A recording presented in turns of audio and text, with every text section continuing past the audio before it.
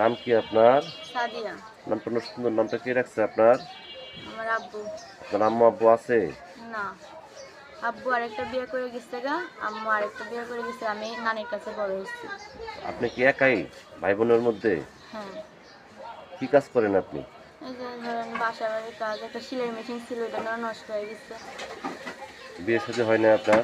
না, বিয়ে শাদীর প্রস্তাব আসে না? আসে, এখন মনের মতো তো মানুষ পায় না, তার লেগে বিয়ে বসে না। যৌতুক চাই বিয়ে শাদীর প্রস্তাব আসলে? হ্যাঁ, থাকেন কোথায় আপনি? আমি থাকি ফুলবাড়ি। ফুলবাড়িয়া। দেশের বাড়ি কোথায়? দেশের বাড়ি রংপুর। রংপুর। তীর্থদানে আসছেন কি মনে করে? এখন সবাই তো আসে, তার লেগে অভাবে পড়ে আসছি। সবাই আসে এজন্য আপনি অভাবে পড়ে আসছেন? হুম।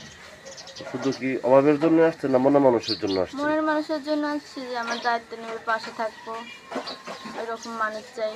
আচ্ছা আচ্ছা। আপনার বয়স চলে কত? হ্যাঁ, বয়স চলে কত? আমার বয়স 21।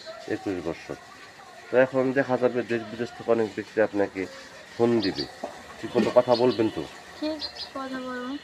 দেখ, আপনার বয়স চলে 21, যেহেতু আপনার বয়স একটু বেশি হয়ে গেছে, এবার বিয়ের প্রস্তাব আসতেছে, তো অনেক ব্যক্তি আপনাকে দেখতে চাইবে ইমো কলে। আপনার কি ইমো নাম্বার আছে? আমার তো ইমো নাম্বার নাই, আমার টাচ ফোন নাই, ছোট ফোন। ছোট ফোন।